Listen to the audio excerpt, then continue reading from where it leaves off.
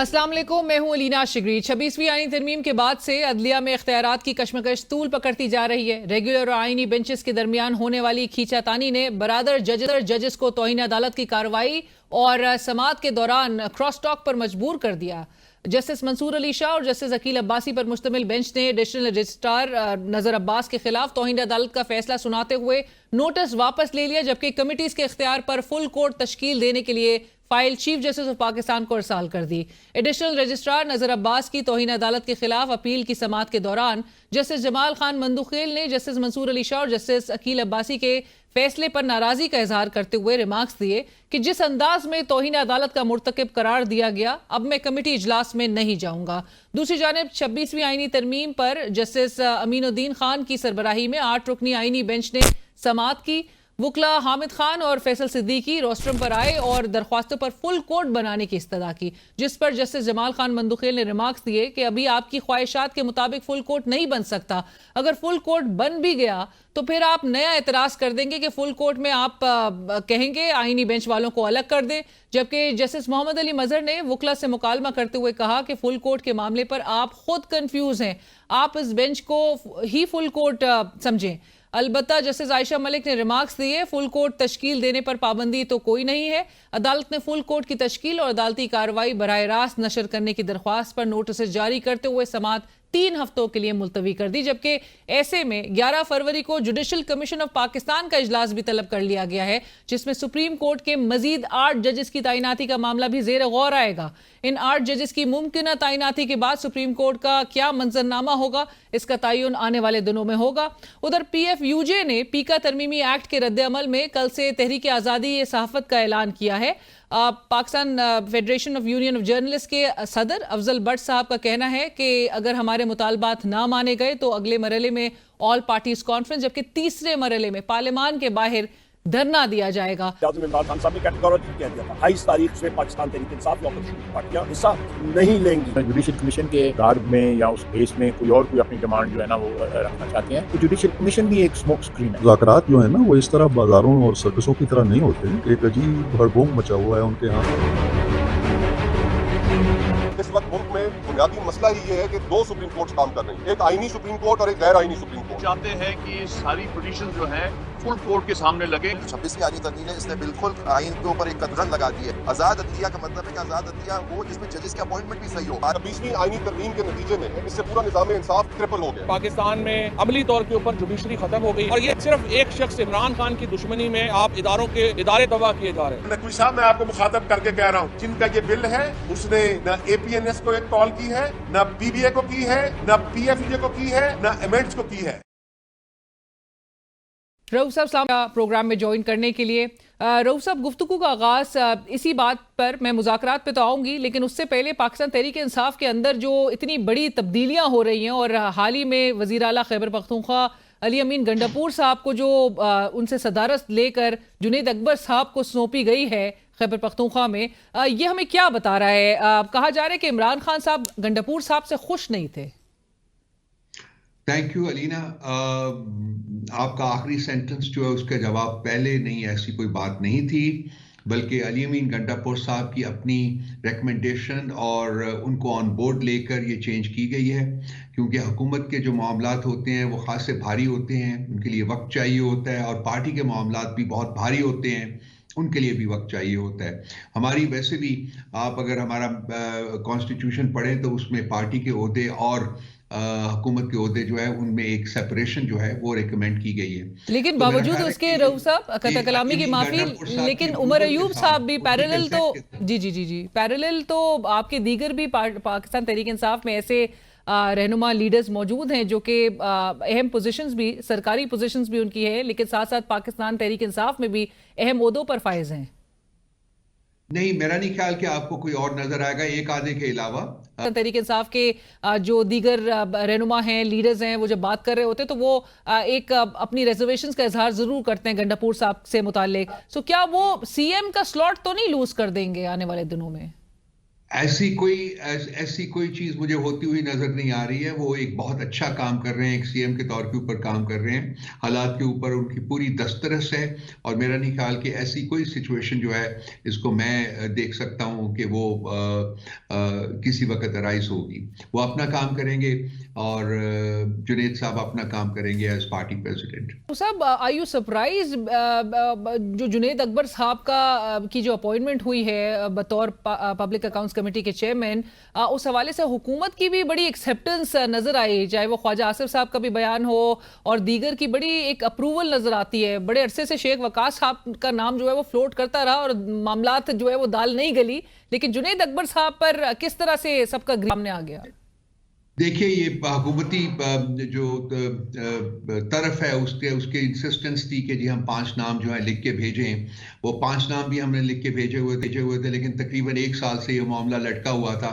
मैं तो इसको ऐसे देखता हूँ कि चलिए जुनैद अकबर साहब को बना दिया, 100 बिस्मिल्लाह, कम से कम पैक्ट जो है वो फंक्शनल तो होगी ना। लेकिन ये जो सारी डिले थी इसमें पीटीआई का कोई रोल नहीं था। ये सारी डिले सरीहन हुकूमत की नाअहली और उनकी काम में रुकावट डालना जो था वो एक अंसर शामिल रहा है। और जबकि वो कहते हैं कि आप पाकिस्तान तहरीक इंसाफ है जो कि मामलात में रुकावट खड़ी करती है, और उसकी बड़ी एग्जाम्पल अभी नजर आती है जब मुज़ाकरात का हिस्सा बनने से पाकिस्तान तहरीक इंसाफ ने इनकार किया था। रऊफ साहब, क्यों इतना अचानक, मतलब आप लोग, आपकी जमात वेट कर सकती थी कि बाकायदा तौर पे एक फॉर्मली हुकूमत का इनकार आता आपके जुडिशल कमीशन बनाने की मुतालबे के हवाले से, क्यों नहीं इंतजार किया गया?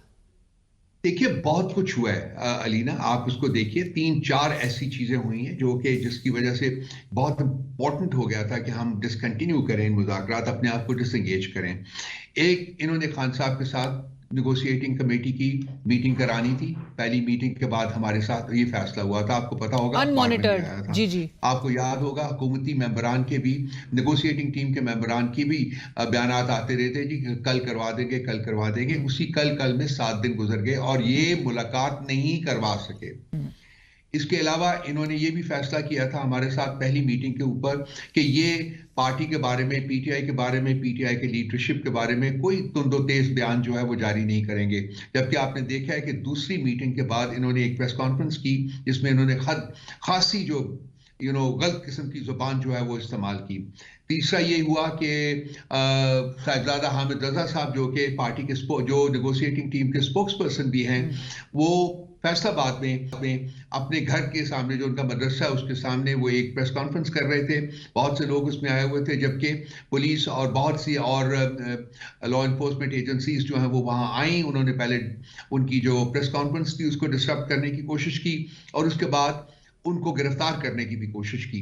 तो इसके ऊपर आके खान साहब ने कहा था, और इसके अलावा जो हमें इतलात आ रही थी, खासे सर्टिफाइड क्वार्टर से इतलात आ रही थी कि इन्होंने 7 दिन के अंदर जो हमें कहा था कि ये कमीशंस बनाने के बारे में हमें बताएंगे, वो ना सिर्फ ये कि 7 दिन गुजर गए नहीं बताया, बल्कि ये भी इतला आ रही थी हमें कि जी ये कमीशन बनाने में बिल्कुल किसी किस्म का कोई इंटरेस्ट नहीं रखते। उन्होंने कहा कि 7 वर्किंग डेज पर 7, बट उन्होंने कहा कि रऊफ साहब के वजह नहीं थी बल्कि काफी वजूहात थी जिनकी वजह से मजबूर हुए हम लोग कि हम मुज़ाकरात से बाहर निकले। लेकिन रऊफ साहब, उनकी जानिब से कहा जा रहा है कि 7 वर्किंग डेज पर तय हो गया था, तो आप वेट कर लेते। 28 जनवरी को ये डेडलाइन खत्म हो रही थी 7 वर्किंग डेज की। हमारी अंडरस्टैंडिंग है कि 7 डेज था, 7 वर्किंग डेज जो है इनके बाहर की बात की तरह है जो उसमें शामिल किया। सो पाकिस्तान तहरीक इंसाफ को रऊफ साहब पहले से पता था कि ये नहीं आएंगे आपके मुतालबात तस्लीम करने की तरफ? हमें इतलात थी कि नहीं आएंगे हमें, और इसके बाद जो माहौल बनाया जा रहा था वो भी नेगेटिव बन रहा था। उसमें भी कोई मामलात को, माहौल को अच्छा बनाना, अच्छे माहौल को बनाना जो है वो हुकूमत के ऊपर होता है। जो हुकूमती मुज़ाकराती टीम होता है उनकी रिस्पॉन्सिबिलिटी होती है। जो हुकूमत एक मुलाकात ना करा सके इमरान खान के साथ, उनकी नेगोशिएटिंग टीम की, वो उसकी क्या रेलेवेंस है? उसके साथ नेगोशिएट करके भी हमने क्या करना है? उनके पास है ही कोई नहीं, ताकत ही कोई नहीं। बट रऊफ साहब, ये तो बात पहले से पता थी, तो फिर आप लोग नेगोशिएशंस की तरफ या इन मुज़ाकरात की तरफ गए क्यों इनके साथ? آپ ہماری اپلاڈ کریں ہمیں کہ جی ہم اپنی پوزیشن جو تھے اس سے ہم نے لچک دکھائی. ہم ان 3 جو ہے جنہوں نے ڈاکہ ڈالا ہوا ہے الیکشن کے اوپر، ہمامی مینڈیٹ کے اوپر، ان کے ساتھ تو بات چیت کرنے پر راضی نہیں تھے. بٹ جہاں پر آپ نے رؤوف صاحب جہاں پر آپ نے لچک دکھائی تھی تو وہاں پر اس کو کنکلوڈ بھی ہونے دیتے تاکہ جو سپوائلر تھے مذاکرات میں وہ ملبہ آپ کے اوپر نہ آتا، آپ کی جماعت پہ نہ آتا، وہ حکومت میں ہوتا کہ مذاکرات میں یہ سیریس ہی نہیں تھے. ہم جو کر سکتے تھے وہ ہم نے کیا، لیکن یہ بالکل انٹرسٹڈ نہیں ہے کہ مذاکرات آگے بڑھیں. اور اس کی وجہ بھی بڑی کلیئر ہے، میرا خیال ہے ہم سب کو سمجھ آ جانی چاہیے. دیکھیے اگر یہ مذاکرات کامیاب ہوتے ہیں تو یہ اس کا مذاکرات کی کامیابی کا ایک ہی انجام ہوگا کہ ان کی حکومت جو ہے وہ ڈسمس ہو جائے گی، وہ چلی جائے گی.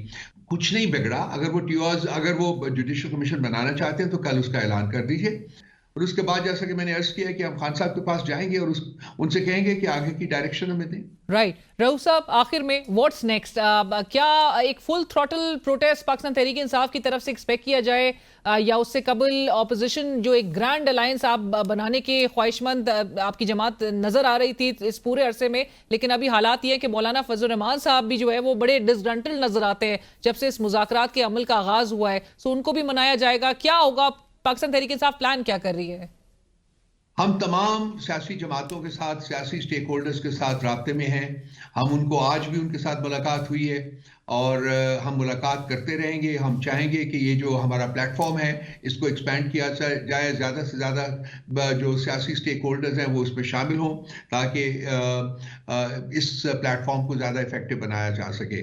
جہاں تک آگے کی بات ہے تو وہ جب یہ مذاکرات اپنے حتمی انجام کو پہنچیں گے 31 تاریخ کو جو اوریجنل ڈیڈ لائن تھی ہماری، اور اس بعد ہی ہم لوگ فیصلہ کریں گے کہ اب کیا لایا عمل جو ہے وہ ہم نے اختیار کر. پاکستان تحریک انصاف میں اب وہ سخت نہیں رہی 26 نومبر کے بعد، تو لہٰذا وہ پہلے سے اینٹیسپیٹ کریں کہ ان کو پتہ ہے کہ آپ لوگوں کو کاؤنٹر کس طرح سے کرنا ہے.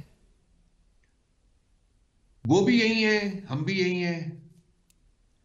اٹھے گا جب میں سر فروشاں پڑیں گے دارو رسن کے لالے، کوئی نہ ہوگا کہ جو بچا لے. وہ آپ بھی دیکھیں گے، ہم بھی دیکھیں گے کیا ہوتا ہے. میری ذاتی امید ہے کہ ہم اس نہج تک نہ پہنچیں اور ہم مذاکرات کے ذریعے ہی معاملات کو طے کر لیں، جس کی رسپانسبلٹی جو ہے وہ صریحاً میں نے پہلے بھی کہا ہے وہ حکومتی وفد کے اوپر آتی ہے. تھینک یو سو مچ رؤوف صاحب، بہت شکریہ. وقت ہوا ایک بریک کا.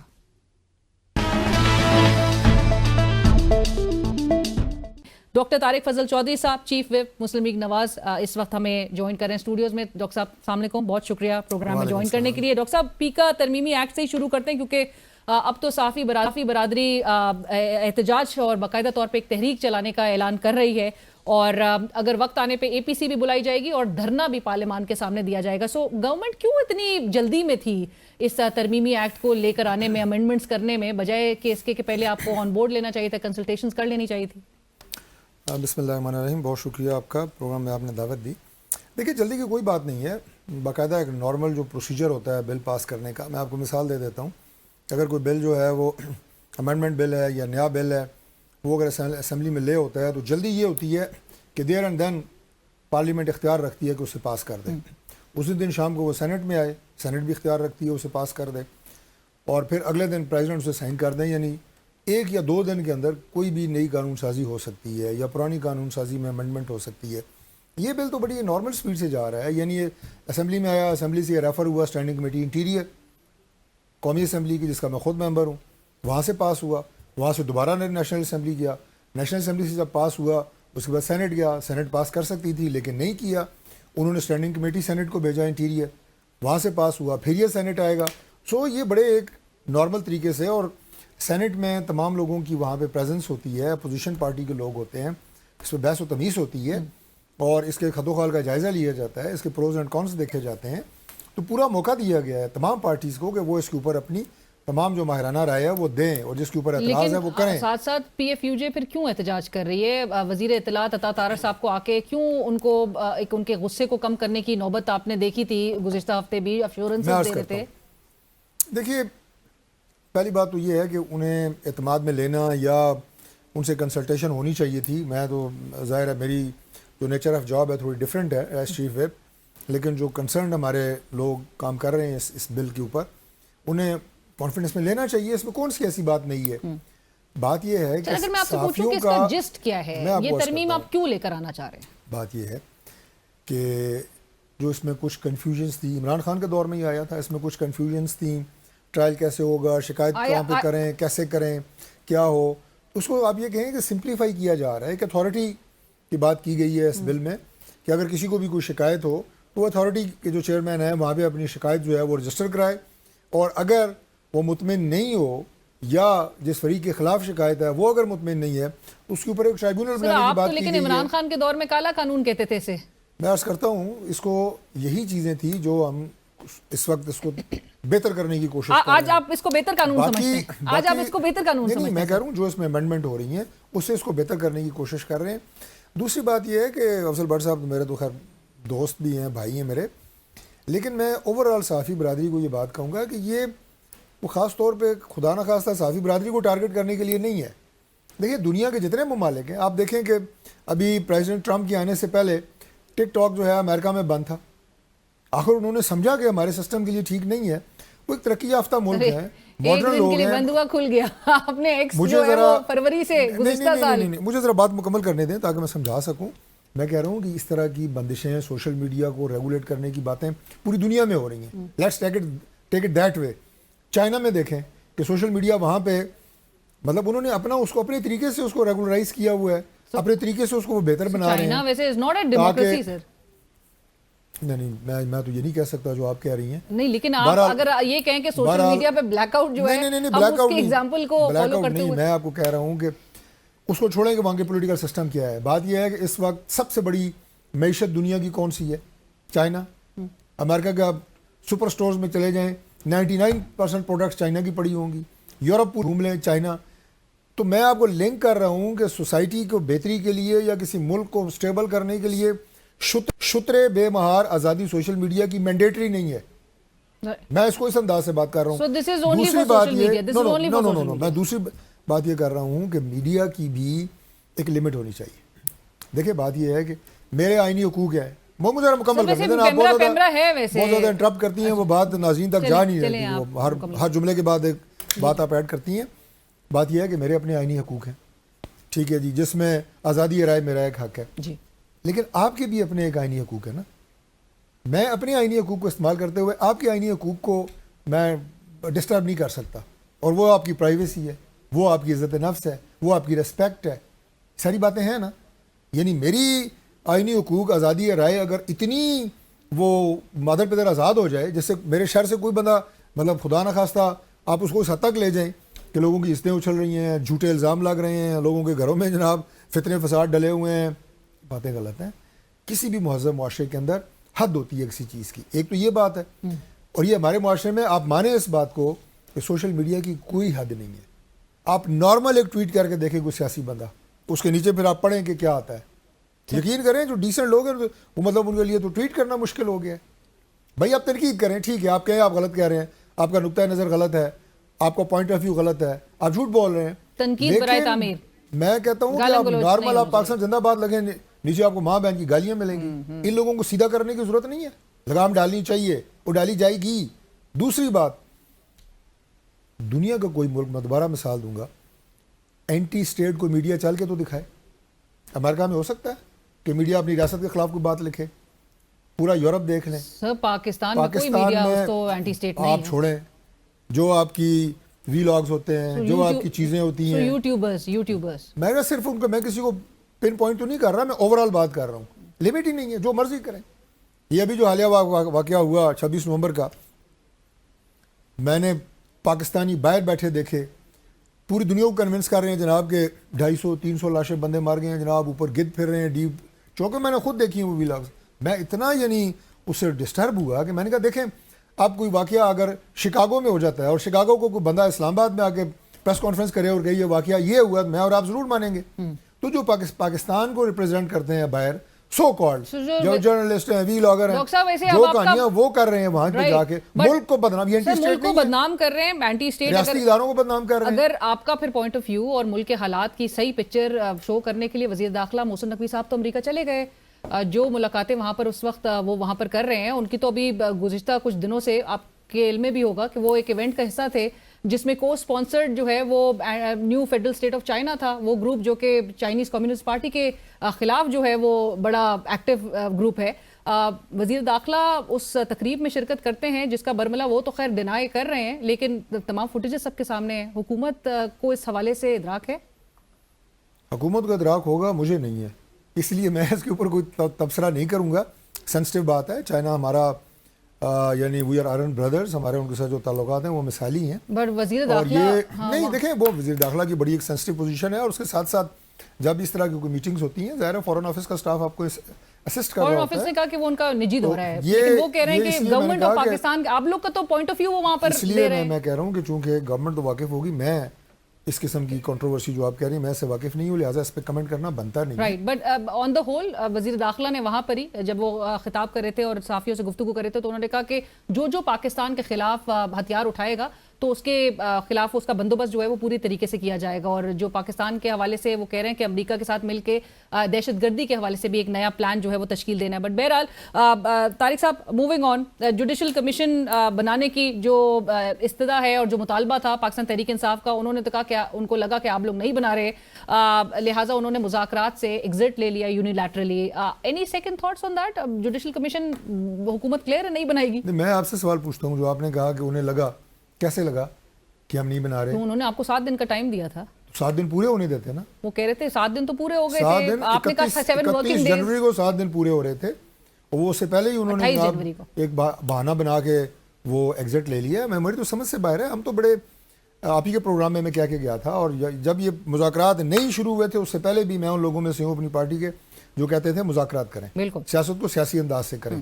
آپ سیاست کو یہ نہ کریں کہ ہر دوسرے ہفتے کے بعد آپ لشکر کشی آپ شروع کر دیتے ہیں اور جتھے لے کے مسلح آپ اسلام آباد میں حملہ ور ہوتے ہیں. دس از ناٹ پالیٹکس. مذاکراتی عمل کے اوپر جو خودکش حملہ ہے یہ تو تحریک انصاف نے کیا ہے نا. اس کو آپ لوگ کی طرف سے رابطہ کیا گیا؟ ویسے ہم تو ابھی بھی کہہ رہے ہیں، میں تو ابھی آپ کے پروگرام میں بھی کہہ رہا ہوں. آج ایک اور پروگرام تھا تحریک انصاف کے فیصل چوئی صاحب کے ساتھ. میں نے کہا آپ کی وساطت سے میں آپ کی جماعت کو کہہ رہا ہوں کہ اس مذاکرات کا حصہ بنے. ہم ملک کو بہتر کی طرف لے کے جانا چاہتے ہیں. ہم نہیں چاہتے کہ دیکھیں جب آپ بیٹھیں گے نہیں، ایک دوسرے کو پوائنٹ آف ویو نہیں دیں گے، ہم آمنے سامنے بیٹھے ہیں، میں آپ کی بات سن رہا ہوں، میری بات سن رہے ہیں، بھلے اختلاف کریں ایک دوسرے سے، لیکن پتہ تو لگے کہ آپ کیا چاہتی ہیں، میں کیا چاہتا ہوں، یہاں کیا بات کرنے آئی ہیں، ناظرین دیکھ رہے ہیں. تحریک انصاف جب آپ سے مطالبہ کر رہے کہ آپ جوڈیشل کمیشن بنانا چاہتے ہیں، نہیں بنانا چاہتے؟ دیکھیں جوڈیشل کمیشن بننے میں حرج کوئی نہیں ہے. میرا خیال ہے ہوش کے ناخن لیں گے، کیونکہ آگے وہ یہ سارے دنگا فساد کر چکے ہیں، سڑکیں وہ ناپ چکے ہیں، اور اس سے انہیں کچھ حاصل نہیں ہوا. ان کی جماعت کو نقصان ہوا ہے، اس سے ملک کو نقصان ہوا ہے، اس سے سسٹم کو آگے چلنے دیں گے، ملک آگے بڑھے گا، ہر پاکستانی کا فائدہ اس میں ہے. Right, thank you so much doctor صاحب، بہت شکریہ. پروگرام میں وقت ہوا ایک بریک کا.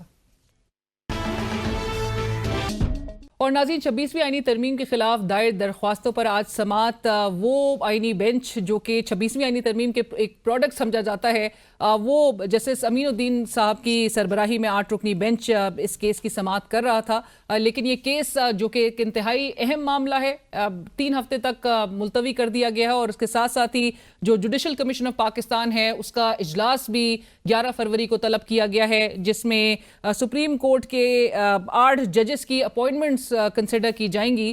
سو یہ معاملہ ہمیں اور یہ کیا اشارہ دے رہے ہیں، کیا انڈیکیٹ کر رہا ہے، اتنا اہم ترین معاملہ 3 ہفتے تک ملتوی ہونا، اور جو پٹیشنرز ہیں وہ کیا رائے رکھتے ہیں اس حوالے سے ہمیں جوائن کر رہے ہیں سینئر سیاستدان ماہر قانون مصطفیٰ نواز کھوکھر صاحب. کھوکھر صاحب السلام علیکم، بہت شکریہ پروگرام میں جوائن کرنے کے لیے. آپ نے جس طرح سے آج کہا کہ اس وقت ملک میں 2 سپریم کورٹ کام کر رہی ہیں اور پورا نظام انصاف کرپل ہو کر رہ گیا ہے، 26ویں آئینی ترمیم کا معاملہ جس پر اتنے احتجاج اور اتنی آوازیں وکلا برادری کی جانب سے بلند کی گئی تھی اس کے خلاف، کیا یہ واقعی اتنا غیر اہم معاملہ تھا جسے 3 ہفتے تک ملتوی کر دیا گیا؟ اور اس سے ساتھ ساتھ ہی ہم یہی دیکھ رہے ہیں کہ جے سی پی کا بھی 11 فروری کو اجلاس طلب کر لیا گیا. جی شکریہ. پہلی بات تو یہ کہ میں تو نہیں سمجھتا تھا کہ یہ 3 ہفتے تک اس کو دوبارہ سننے کے لیے رکھا جائے گا. ہماری استدعا تو آج آئینی بینچ کے سامنے یہی تھی کہ فل کورٹ، بلکہ صرف میں ایک پٹیشنر نہیں ہوں، اور بھی بہت سارے پٹیشنرز ہیں، اور سب کی یہی استدعا تھی کہ یہ معاملہ فل کورٹ کے سامنے جانا چاہیے. اور فل کورٹ اگر اس بارے فیصلہ کرتی ہے تو وہ ایک زیادہ قابل قبول فیصلہ ہوگا، اور اگر ہمارے خلاف بھی فیصلہ آئے تو وہ سر آنکھوں پر ہوگا کہ تمام सुप्रीम कोर्ट के जज साहिबान बैठकर उसके ऊपर अपनी राय देंगे 26वीं आईनी तरमीम पर। अभी यही बात चल रही थी कि आज ये आपने भी अपने सवाल में उसका जिक्र किया कि जेसीपी की मीटिंग बुला ली गई है 11 फरवरी को, और अब अगर full court let's suppose hypothetically speaking अगर 3 हफ्ते बाद केस की समाअत होती है, ये फैसला होता है कि ये फुल कोर्ट में जाए और फिर उसके बाद नए जज साहिबान भी उस फुल कोर्ट में बैठते हैं, तो फिर तो ये एक बैलेंस टिल्ट करने वाली बात होगी। बाहर तौर ये खदशा जरूर अपनी जगह पे मौजूद रहेगा, लेकिन द पॉइंट इज कि आज सुप्रीम कोर्ट हमारे सामने एक डिवाइडेड सुप्रीम कोर्ट की तौर पे मौजूद है। मैं खोकर साहब मैं इसी डिवीजन पे मैं जरूर आपसे उससे पहले, लेकिन मैं जो आपने कहा कि फुल कोर्ट में इस बैलेंस को टिल्ट करने की तरफ अब ये फिर बात उठेगी जब अगर भर्तियां उससे पहले हो चुकी होंगी। आज ये ड्यूरिंग द प्रोसीडिंग भी ये बात रेज हुई और जस्टिस जमाल खान मंदुखेल साहब ने ये बात कही कि आप फुल कोर्ट में भी कहेंगे कि जो आईनी बेंच वाले हैं उनको अलग करें।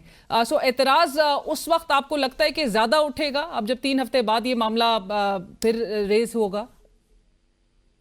देखिए, अब जाहिर बात है जो जज साहिबान रिसेंटली अपॉइंट हुए और अपॉइंट होने के फौरन बाद ही वो अगर जिस तरह इस्लामाबाद हाई कोर्ट में हाई प्रोफाइल केसेस उनके पास लग जाएंगे, तो फिर ज़हन में एक सवाल ये जरूर खड़ा होगा कि इस वक्त जजेस की जो परफॉर्मेंस है वो भी एवेल्युएट की जा रही है। जेसीपी के पास ये इख्तियार है, 26वीं आईनी तरमीम ने ये इख्तियार दिया है कि जजेस की जो वर्किंग है उसको भी मॉनिटर किया जाए, उनकी परफॉर्मेंस को भी। तो फिर इससे तो यही होगा कि जो भी जज साहिबान आएंगे वो हुकूमत के खिलाफ फैसला देने से कतराएंगे कि अगर हमने कोई ऐसा फैसला दिया जिससे हुकूमत नाखुश हुई तो फिर हमारी जो परफॉर्मेंस है उसको खराब गर्दाना जाएगा। और ये तो आज़ाद अदलिया के तस्व्वुर है ही खिलाफ, लेकिन अब क्या करें कि इस तरह की आईनी तरमीम करके हमारे सामने रख दी गई है कि जहां पर जो एग्जीक्यूटिव है उसको डायरेक्टली जजेस की परफॉर्मेंस के ऊपर राय देने का हक दिया गया है। तो जब ऐसी सूरत हाल का हमें सामना होगा तो फिर ये मिसप्लेस्ड खदशा तो नहीं है कि फिर कहाँ आज़ाद फैसले और कहाँ आज़ाद बेंचेस की ख्वाहिश।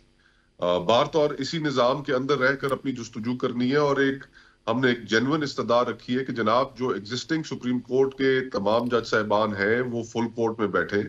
और मेरा तो ख्याल है कि इसके अंदर जब वो फुल कोर्ट अगर बनाने की तरफ आईनी बेंच जाता है, हमारी इस तजवीज़ से एग्री करता है, तो उस फुल कोर्ट में एड हॉक जजेस भी नहीं बैठने चाहिए। तमाम इकदाम जो किए जा रहे हैं अब तक और ये 11 फरवरी को जो इजलास बुलाया भी गया है, आपके ख्याल में ये फुल कोर्ट की जो वो एसेंस है उसको डाइल्यूट करने के मुतरादिफ है? अब लेट्स सी, अभी डिटेल से देखते हैं कि 11 तारीख को जो बुलाया गया है उसके अंदर क्या फैसले होते हैं, हो पाते हैं या नहीं हो पाते। और आपको लगता है चीफ जस्टिस ऑफ पाकिस्तान, क्योंकि आज ये फैसले में भी आया कि फुल कोर्ट की तश्कील की जो के लिए फाइल चीफ जस्टिस के सामने रखी जाए और फुल कोर्ट तश्कील देना चीफ जस्टिस की जिम्मेदारी है। चीफ जस्टिस याया अफरीदी साहब, आपके ख्याल में वो ये इनिशिएटिव लेंगे? माजी में तो प्रेसिडेंट्स यही रहे हैं कि जहां पर भी बेंचेस ने कोई भी ऐसा मामला सामने आया है जिसके अंदर इंपॉर्टेंट कॉन्स्टिट्यूशनल इंटरप्रिटेशन का सवाल पैदा हुआ है, तो उसमें फुल कोर्ट की जो दरखास्त है वो प्लेस चीफ जस्टिस साहब के सामने ही की गई है।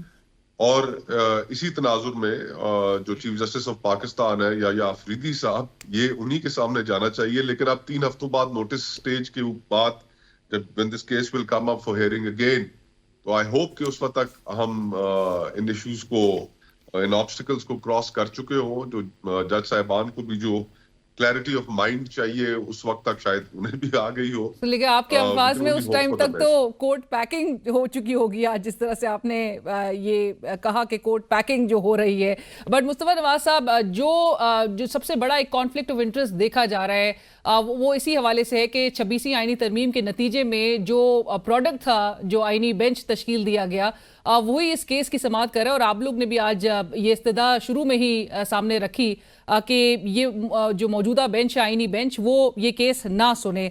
कॉन्फ्लिक्ट ऑफ इंटरेस्ट के हवाले से जस्टिस जमाल मंदुखेल साहब ने भी बड़ा लेक्चर दिया। आपके ख्याल में ये वाकई में कॉन्फ्लिक्ट ऑफ इंटरेस्ट का केस नहीं बनता? ہم نے جب قانون پڑھا جی تو سب سے بنیادی جو اصول قانون کے ہمیں پہلے ہفتے میں پڑھائے گئے وہ کچھ رولز تھے، رولز آف نیچرل جسٹس. ان کے اندر لیٹن کا ایک میکسم ہے نیمو جوڈیکس کازا سوا، کہ یہ بنیادی پرنسپلز ہیں قانون کے، جس کا مطلب ہے کہ a man may not be a judge in his own cause. تو جو آئینی بینچ خود پروڈکٹ ہے، کریشن ہے 26 کانسٹیٹیوشنل امینڈمنٹ کی، اگر وہی بیٹھ کے اس کے اوپر فیصلہ کرے گا تو پھر ظاہری بات ہے they'd be judging in their own cause. So therefore یہ معاملہ ہر صورت فل کورٹ کے سامنے جانا چاہیے اور فل کورٹ ہی اس کے اوپر بیٹھ کر فیصلہ کرے گی. اور دیکھیں جو ڈویژنز ہیں اور جو اس کے اوپر متضاد آرائے ہیں، وہ اس وقت تک یہ question of law, question of constitution settle ہی نہیں ہوگا جب تک اس کے اوپر فل کورٹ نہیں بیٹھتی. تو اگر تو یہ بینچ اب دیکھتے ہیں، میں اس سے پہلے یہ نہیں کہنا چاہتا کہ کیا کرے گا بینچ، لیکن اگر فل کورٹ ہوگی تو وہ زیادہ قابل قبول ہوگی. رائٹ، بٹ جو مصطفیٰ ہائی صاحب کورٹس کے اندر ہم دیکھ رہے ہیں جی، لیکن کھوکھر صاحب آپ نے جس طرح سے کہا کہ اس وقت ملک کا مسئلہ ہی جو بنا دیا گیا ہے وہ یہ ہے کہ ایک آئینی بینچ ہے، سپریم کورٹ کو دو حصوں میں ڈیوائیڈ کر دیا گیا ہے، ایک آئینی اور ایک غیر آئینی سپریم کورٹ ہے. جی اور جس طرح سے ہمیں نظر آ رہا ہے کہ معاملات اور ایک جو ڈیوائیڈ تھی سپریم کورٹ کے with in amongst the brother ججز، وہ تو پہلے سے ایگزسٹ کرتی تھی، لیکن 26ویں آئینی ترمیم کے بعد یہ پرہیپس یہ دراڑ جو ہے وہ اب مزید گہری ہوتی ہوئی نظر آ رہی ہے. تو اب یہ معاملہ جو ہے آپ کے خیال میں آپ کو لگتا ہے کہ اسی طرح سے آگے بڑھے گا اور یہ مزید ملک کو جو ہے اس کی ایک قیمت ادا کرنی ہوگی؟ آف کورس دیکھیں نظام انصاف کے اوپر تو ویسے ہی کسی کو اعتبار نہیں. انٹرنیشنل رینکنگز آپ اپنی اٹھا کر دیکھ لیں، اور پھر ہم اس بات سے بھی انکار نہیں کر سکتے کہ ہماری سپریم کورٹ کا اور اعلیٰ عدالتوں کا ماشاءاللہ جو ریکارڈ ہے، چاہے وہ سویلین الیکٹڈ پرائم منسٹرز کو پھانسی لگانے کا ہو، انہیں جیلوں میں پھینکنے کا ہو، ڈکٹیٹرز کو آئین کے اندر ترامیم کرنے کا ہو، تو وہ کوئی بہت ایک شاندار ریکارڈ نہیں ہے. لیکن ان تمام چیزوں کے باوجود ہم یہ سمجھتے ہیں کہ اگر ایگزیکٹو کے کنٹرول کے اندر عدلیہ کو دے دیا جائے گا، جو کہ 26ویں آئینی ترمیم کے ذریعے دیا گیا ہے، تو پھر تو نظام انصاف کی تو بات ہی چھوڑ دیں، پھر تو ملک اینارکی کی طرف جائے گا. اس نظام کے اوپر کسی کو اعتبار نہ ہے اور نہ یہ مزید مستحکم ہوگی لوگوں کی سوچ کہ یہ نظام انصاف ریڈنڈنٹ ہو چکا ہے. رائٹ، بٹ کھوکھر صاحب اب ہم دیکھ رہے ہیں کہ سپریم کورٹ بھی ان کی اپنی منشا کے مطابق کام کرے، جے سی پی ہو جس میں ایگزیکٹو اور پارلیمان جو ہے وہ اکثریت میں نظر آئے، اور پھر ایسے میں پیکا ترمیمی ایکٹ بھی لے کر آیا جائے جہاں پر ملک میں آلریڈی جو مقدس گائے ہیں ان کو مزید معتبر بنانے کے لیے ان کے خلاف ایک آواز نہ اٹھے، وہ آوازیں جو تمام وہ بولتی ہوئی آوازیں ہیں ملک کی، ان کو بند کرنے کے لیے اس قسم کے اقدامات اٹھا کر یہ کیا اٹین کر لیں گے؟ یہ نظام کو ایسے کتنے عرصے تک چلا سکتے ہیں؟ دیکھیں جو سب سے جو اوریجنل سن جس کو آپ کہیں نا، وہ ہے 8 فروری کے الیکشنز، اور اس کے بعد سے جو کرائسس آف لیجٹمیسی ہے اس کو نہ یہ پارلیمنٹ نہ یہ حکومت کسی بھی طور پر حل کر پائیں گے. اور جو بھی حکومتیں ہمیشہ اس طرح کے فراڈ الیکشنز کے نتیجے میں آتی ہیں، ہمیشہ لیجٹمیسی کے حوالے سے ان کی ایک پوزیشن کمپرومائز رہتی ہے، اور وہ ہمیشہ اس طرح کے قوانین لے کر آتی ہے. تو ان قوانین کی اہمیت تو کوئی نہیں، اور جو قوانین اسپیشلی آپ کے آئین کے بنیادی کلازز کے ساتھ کنفلکٹ کرتے ہو، اب یہ جو پیکا کا قانون لے کر آئے، یہ صرف اور صرف اس ڈسینٹ کو، یہ جو کرائسس آف لیجٹمیسی ہے، اس کو پروٹیکٹ کرنے کے لیے کہ ہماری اس اخلاقی حیثیت کے اوپر کوئی سوال نہ اٹھائے کہ ہم کس طرح حکومت میں بیٹھے ہیں، کس طرح بٹھائے گئے ہیں اور کس طرح حکومت ہم چلا رہے ہیں. لیکن لوگ تو سوال کریں گے. آج کے دور میں آپ کس طرح لوگوں کی زبان بندی کر سکتے ہیں، ان کی سوچ پر پہرے نہیں بٹھا سکتے. تو یہ ایک غیر محفوظ حکومت اس طرح کے اقدامات کرتی ہوتی ہے جس کا کوئی اخلاقی جواز نہ ہو، اور وہ غیر محفوظ حکومت کر رہی ہے، لیکن یہ زیادہ عرصہ چل نہیں پائیں گے. رائٹ، اور کسی بھی ایک جمہوری ملک میں جہاں پر ایک ڈیموکریٹک سسٹم ان پلیس ہو، جہاں پہ لیگل سسٹم فلی فنکشنل نظر آئے، وہاں سے کھوکھر صاحب ایکسپیکٹ یہی کیا جاتا ہے کہ سیاستدانوں پہ، حکمران پہ ایک اکاؤنٹیبلٹی بھی ہو، ان سے سوال بھی کیا جائے، ان پر ایک چیک بھی رکھا جائے. لیکن وہ تمام بظاہر نظر آ رہے ہیں کہ ان اقدامات کے ذریعے وہ سب کچھ جو راستے ہیں وہ بند کرنے کی کوششیں کی جا رہی ہیں، اور یہ بڑا بلیٹنٹلی کی جا رہی ہے. بٹ تھینک یو سو مچ मुस्तफ़ा साहब for joining us. Thank you for your. Mustafa Nawaz खोकर साहब, सीनियर सियासतदान, माहिर कानून, इस वक्त हमारे साथ हमसे बात कर रहे थे, जिन्होंने कहा कि एक फुल कोर्ट में भी और उससे पहले क्योंकि 11 फरवरी को इजलास तलब किया गया है JCP का, सो ये जो भर्तियां की जाएंगी, जजेस को इंडक्ट किया जाएगा, इससे एक बैलेंस को टिल्ट करने की ये ज़रूर एक अटेम्प्ट नज़र आ रही है.